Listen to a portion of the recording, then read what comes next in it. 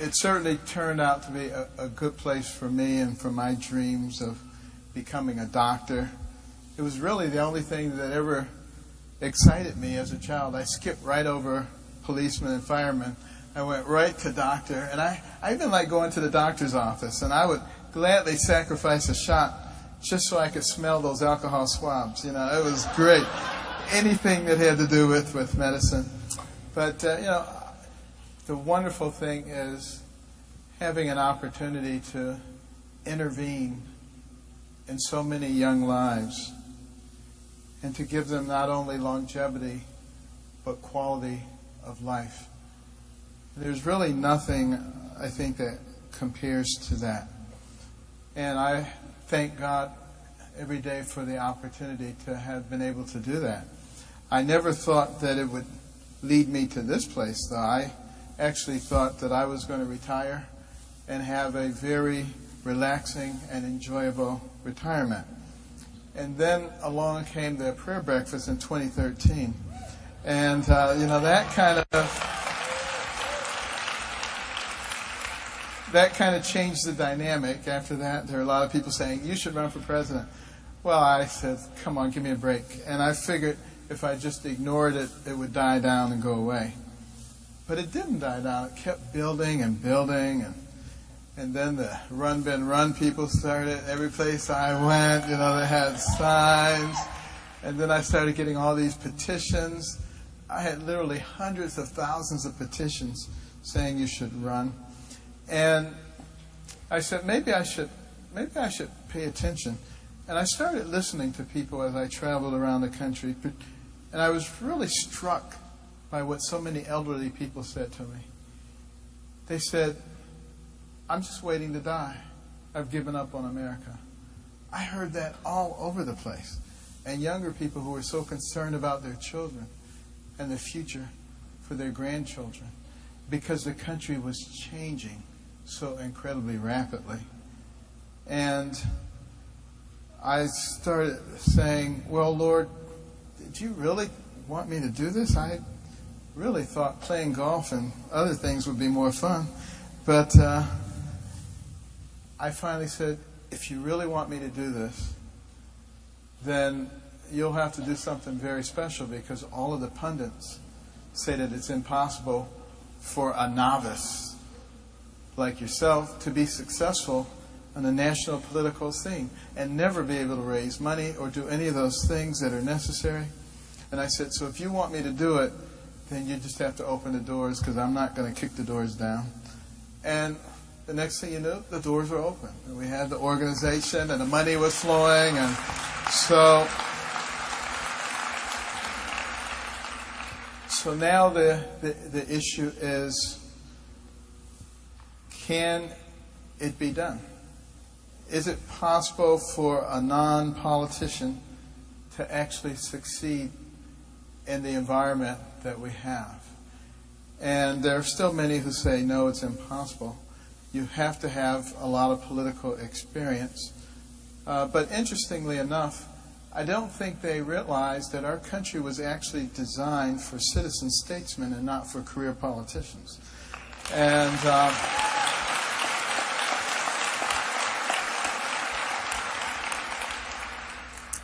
if I'm successful in this endeavor, I think it would actually be a very good thing, because it would open up for a lot of non-politicians. Because I actually think probably a lot of the smartest people in our country are not politicians.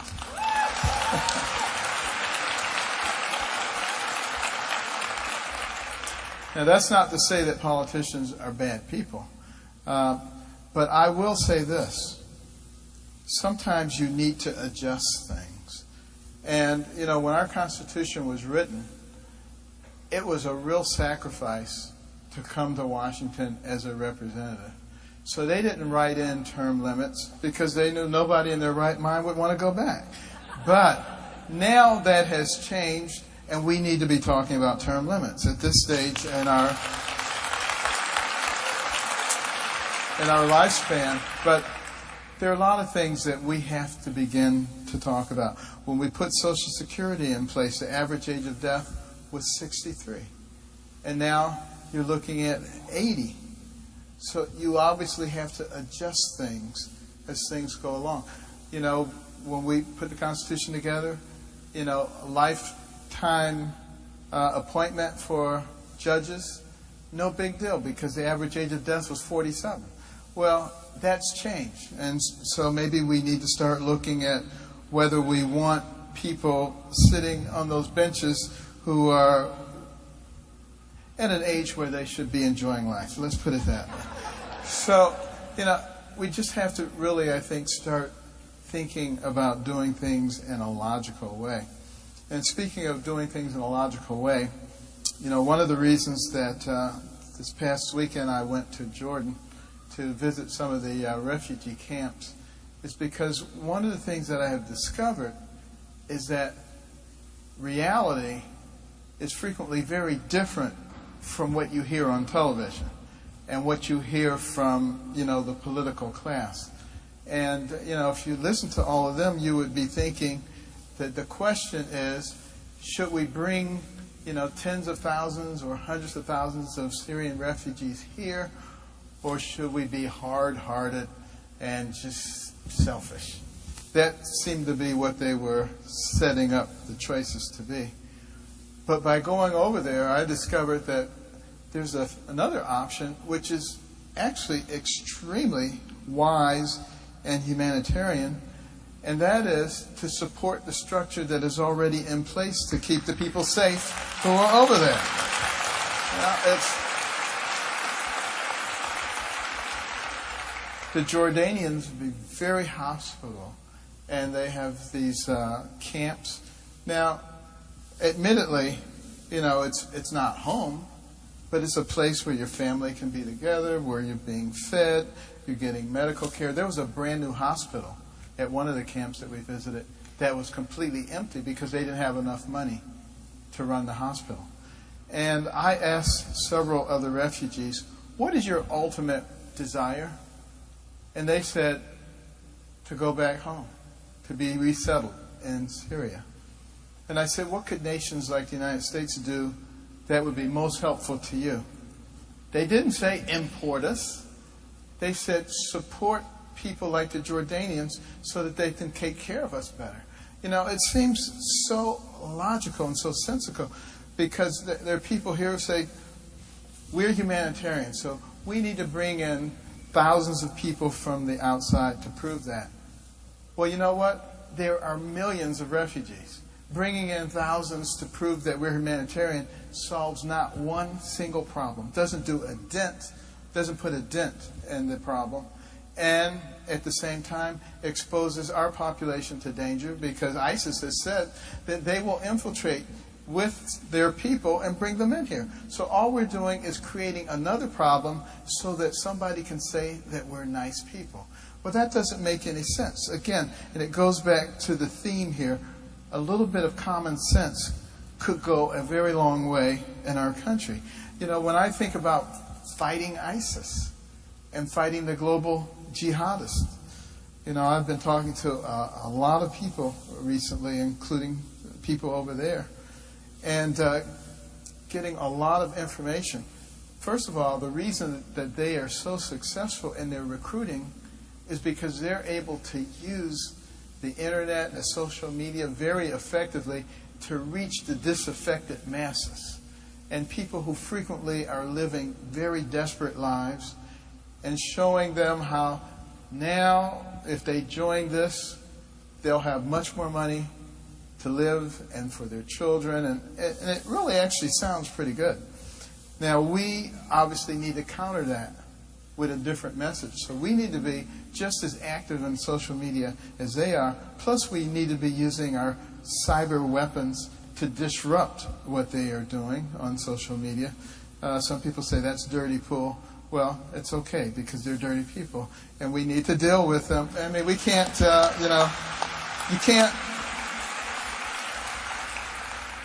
you can't play nicey-nicey in those situations.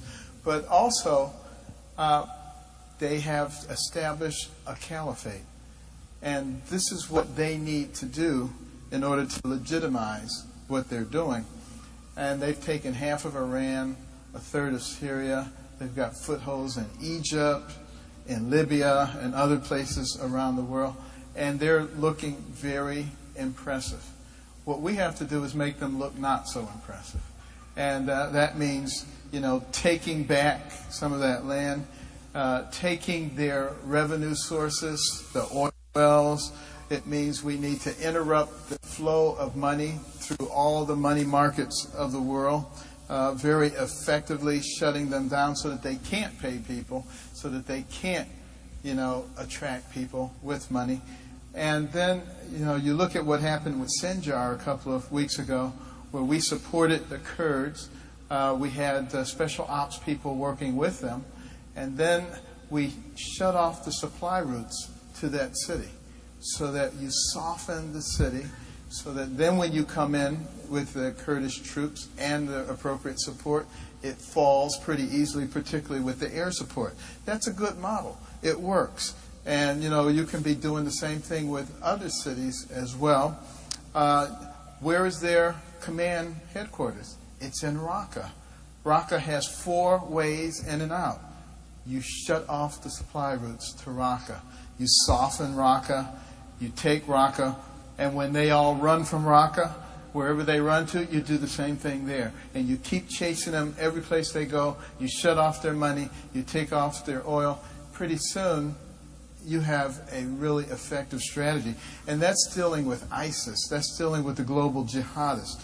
Now, when it comes to the difficulties between the Sunnis and the Shia, and you look at all the factional fighting that's been going on for 1,000 years, we may well not be able to solve that problem. But we can get the radical Islamic jihadists who want to destroy us. And we need to be able to identify what our goals are. Our goals are to protect the people of the United States of America. You have to keep that forefront.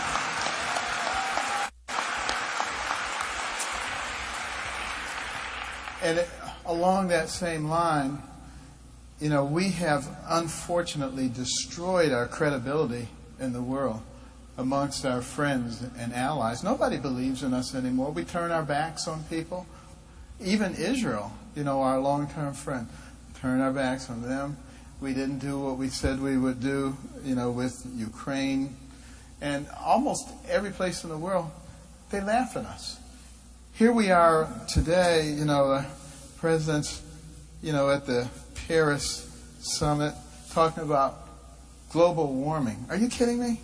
I mean, this is absolutely absurd. And that's supposed to scare the terrorists? Maybe we can just burn them all up with the sun, I mean, it's just craziness.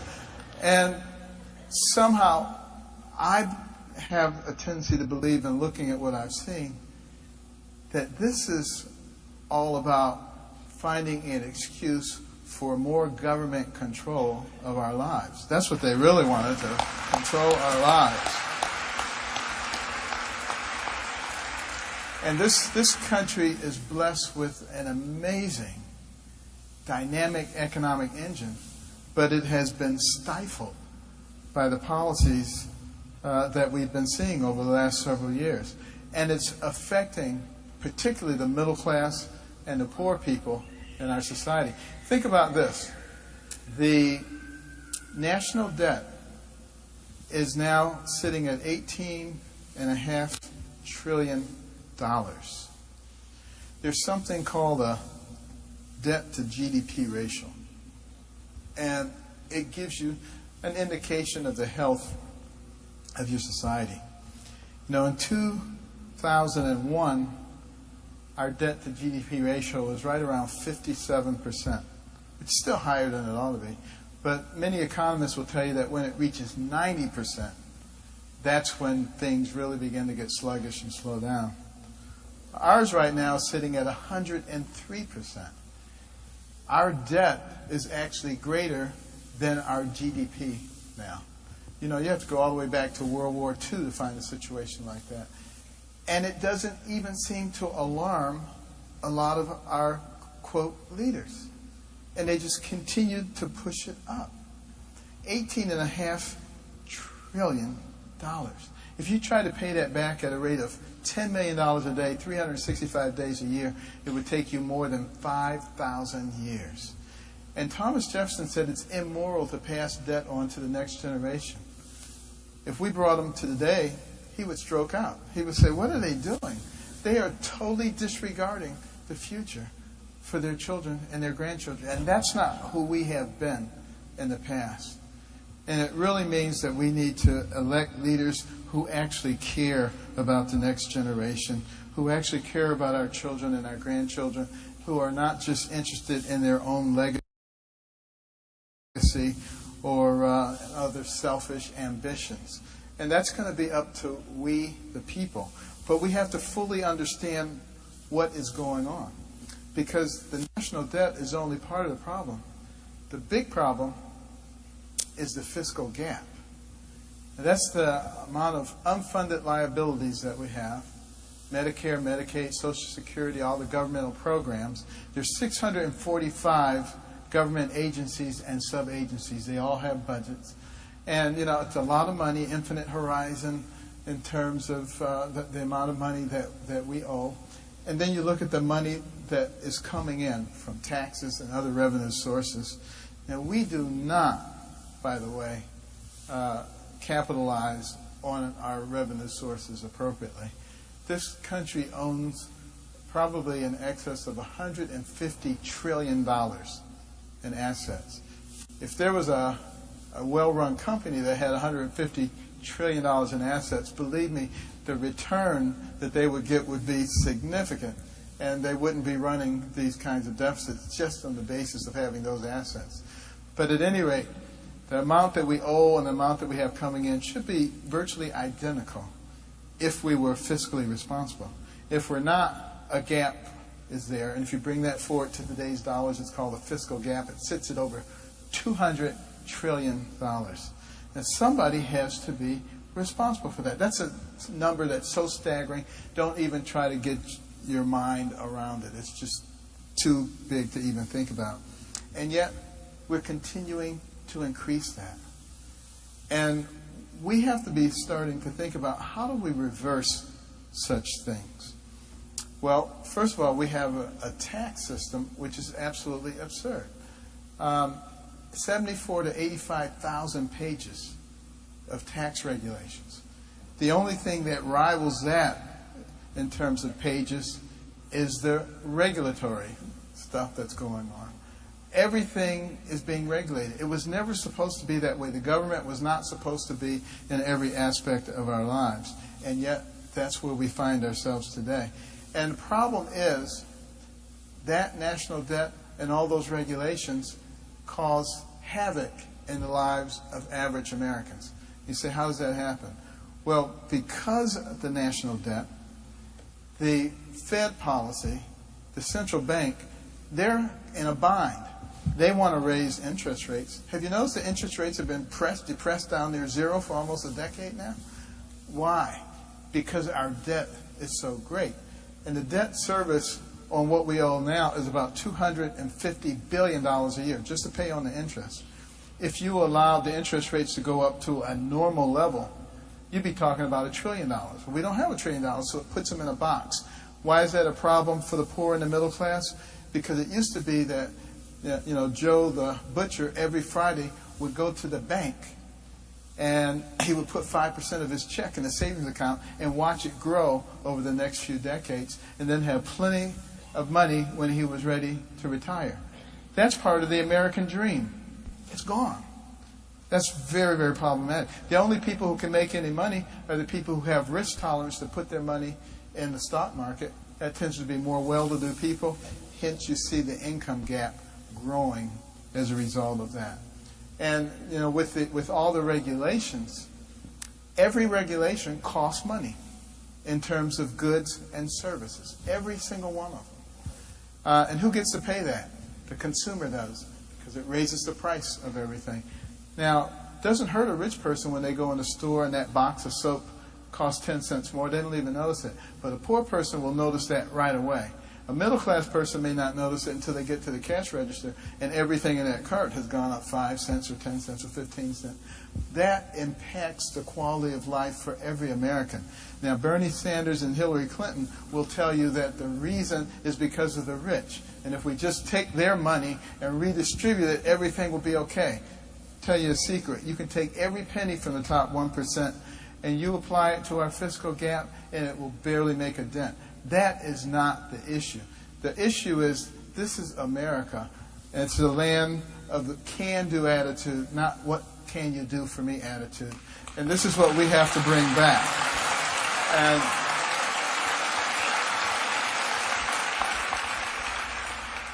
And let me just say, and then we're going to do some Q&A, but it was Thomas Jefferson who said that we would get to this point.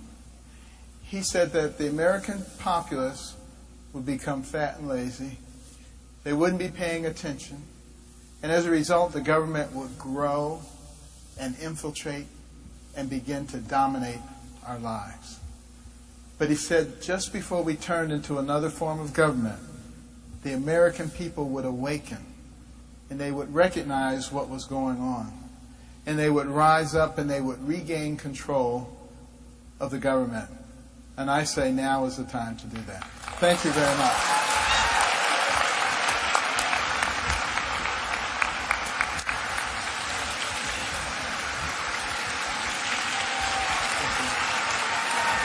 Yes. Could you borrow that from me? Hi, I'd like to introduce myself. I'm Candy Carson, and I approve this message.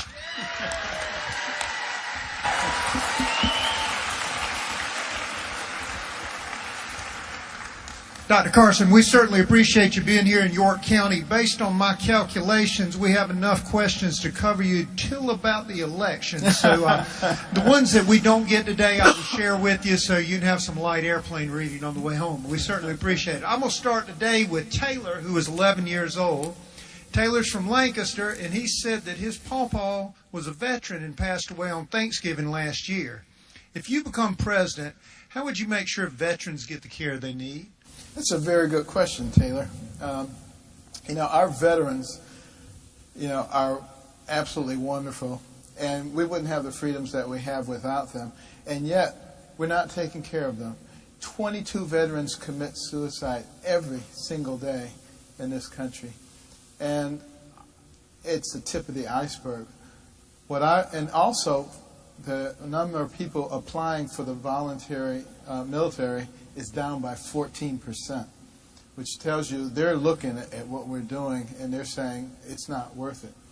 Well, what I would do is the day that somebody enlists, they would also automatically be joined by a group of people who would be a support system for them throughout their entire military career, and especially when they're in combat zones. And also would start integrating them back into society a year before they're ready to be discharged so that there's no gap. And I would also make sure that they had a health savings account that was subsidized by the government, and they could go to any health care facility in the country, and we would be happy to take care of them. And if they wanted to go to a VA facility, they certainly could still do that. But I would like to see the VA facilities utilized for research, particularly in traumatic brain injury, post-traumatic stress disorder, limb replacement, and a host of things that are very relevant to our veterans. And the other thing that I think is essential is we have to strengthen our military. We have a very weak military right now. The Navy is at its smallest size since 1917. The Air Force since 1940. You have a lot of people retiring prematurely because they're disgusted. The morale is low. And if you don't get the military right, you're not going to get anything else right either, particularly in the kind of world that we live in right now. So, when we begin to take care of our veterans, we go ahead and we strengthen our military. We develop our relationships once again with our allies. It's going to make a huge difference in the way that we are regarded in the world. and that will have a tremendous impact on our foreign policy. Thank you, sir.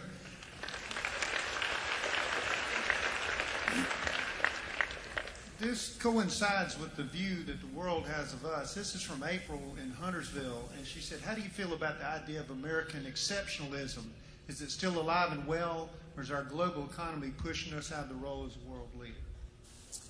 Well, yes, I believe American exceptionalism is still here, but it's being challenged. It's being challenged by a government that unfortunately has the ideal that it's supposed to take care of the people. They need to read the Constitution. The Constitution says nothing about the government taking care of our people. But we, the people, are supposed to take care of each other. That's the American way. And that's what compassion is all about. But somehow, it started with sort of Wilson in the 20s, and then it kept metastasizing. By the time we got to Johnson in the 60s, the Great Society programs, we were going to eliminate poverty, the war on poverty. $19 trillion later, we have 10 times more people on food stamps, more people on welfare, more poverty, broken homes, out of wedlock births, crime, incarceration. Everything that was supposed to be better is not only worse, it's much worse. And that's because it's not the government's job. I think some people maybe misinterpreted the Constitution when they looked at the preamble, and it said that one of the jobs of the government is to promote the general welfare. That doesn't mean put everybody on welfare. It means, create an atmosphere that works very well for people. So, in terms of being exceptional, yes, I think the people are, but I think the leadership perhaps has not been that exceptional, and we need to get them both on the same page. And when we start caring about all the people in our society and working together as a society, and stop letting the purveyors of division divide us up, war on women, race wars, age wars, religious wars, income wars, every kind of war that's possible, that's not who we are. Our strength is in our unity, and that's why we're called the United States, not the divided states of America.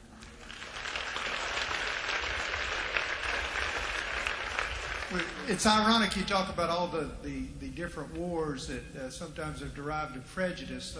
Malin from Columbia wants to know, in your lifetime, have you experienced more prejudice due to your race or because of your conservative political ideology? Oh, that's an easy one. Conservative ideology by a long shot. By a long shot. You're in this country, you're not supposed to be black and be a conservative. And if you are, you're fair game for any vile thing, for lies, for twisting your words. I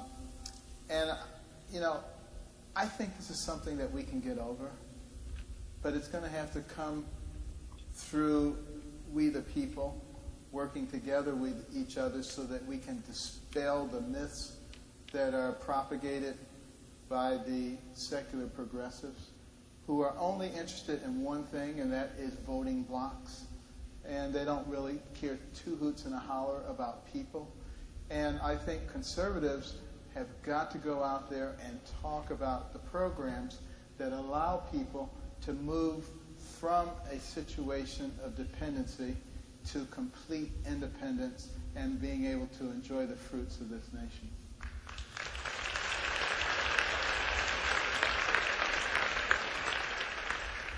I imagine that most of the folks in the audience know your story growing up in Detroit.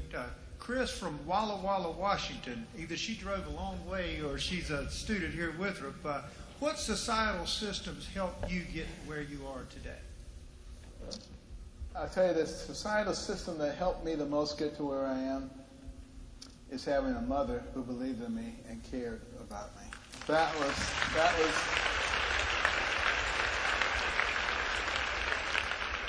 there are a lot of people who criticize me and they say, well, you grew up poor and you must have benefited from, some government, programs, and now you want to withdraw all the government programs for people. Well, first of all, that's an outright lie.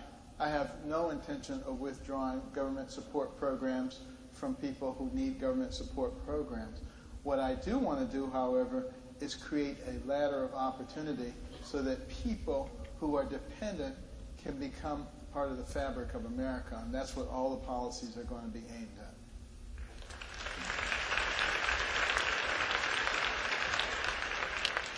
Patrick from Virginia Beach had asked this question. If not, I was going to be required by Kim Pope, my spouse, to ask this question. How has your faith impacted your policies and your ideas for this nation? Well, my faith is a very important part of who I am, but everybody's faith is a very important part of who they are. An atheist faith, they don't believe in the same thing I do, but everybody believes in something.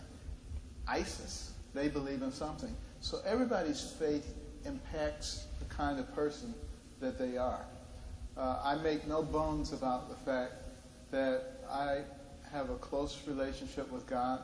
I have great faith in Him. A lot of people ridicule me. They say, how can you be a scientist and, believe the things that you believe that God, created the earth, and, how can you, throw away some of these scientific theories? Well, first of all, it really depends on how you look at things. Someone like me who believes that God created the earth and created all the different animals and species may see natural selection differently than somebody who believes in evolution. For an evolutionist, they say this is a sign that things can change and adapt. That's proof positive of evolution. Even though they never saw one species turn to another, they say it's still proof positive of evolution. Someone like me looks at natural selection and the ability of animals to adapt and says that's evidence of a wise creator who gave his creatures the ability to change so he wouldn't have to start over every 50 years. So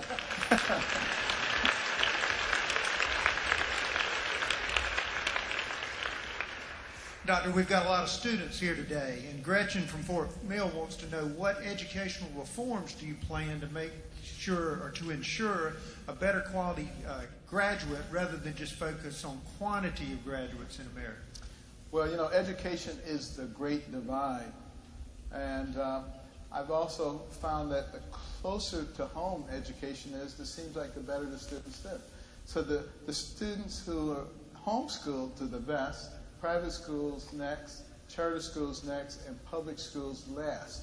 So I would be very interested in promoting programs that give people choice in their schools. School choice. I would definitely want to get rid of Common Core and things like that.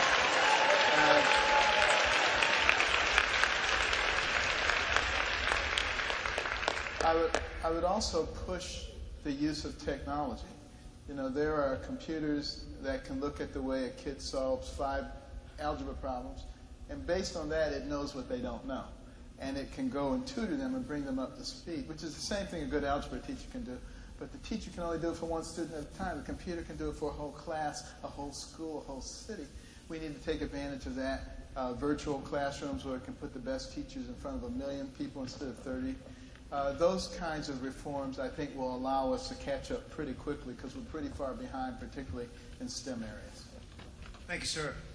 I see that our principal... Go ahead. He'll appreciate it.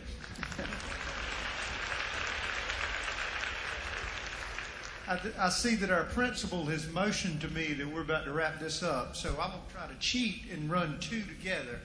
Sherry from Rock Hill and then Bobby from Charlotte, and I'm going to run Sherry's first and then I'll hit Bobby's. I said, I believe your character and high morals matter, but what else will it take to have you become the Republican nominee for president, and what is your game plan to accomplish this? I want to make sure Sherry's not working for another campaign before you disclose this. Secondly, Bobby from Charlotte says, how can we help small and large? So, thank you, sir. Well, thank you. Everybody can play a role because everybody has a sphere of influence. And think back to the pre-revolutionary days of America. The people were not happy with King George III and his tyranny. And so they started getting together in their living rooms, in their barns, town hall meetings. They would invite everybody, including the loyalists. And they talked about, what kind of nation do you want to have? What do you want to pass on to your children and your grandchildren? What are you willing to fight for? What are you willing to die for? And they encouraged each other. And that's how a ragtag bunch of militiamen defeated the most powerful and professional military force on earth. This is what we must do again, because we're fighting now against a different type of tyranny. It's the tyranny of the political class and the media who want to maintain their course that is leading us to a completely different place than our founders ever intended for this nation. And it's going to be up to us together to change the direction, but it's only going to happen if each one of us gets involved. Everybody here knows somebody who didn't vote in 2012. 93 million Americans who could have voted did not vote. 30 million evangelicals who could have voted did not vote. If everybody here makes it their goal to get 3 people who you know didn't vote, and go talk to them and get them involved and get them to vote, it will make all the difference in the world as we start doing that and recognizing that we are the ones who control this nation. We the people. It is for us. The government works for us. We don't work for them. We're the ones who control the direction. And, you know, if we remember that and don't let the secular progressives continue to drive the bus. They don't care whether you agree with them, as long as you sit down and shut up. It's time for us to stand up and open our mouths. Thank you for being here today. Let's give York County welcome. Thank you.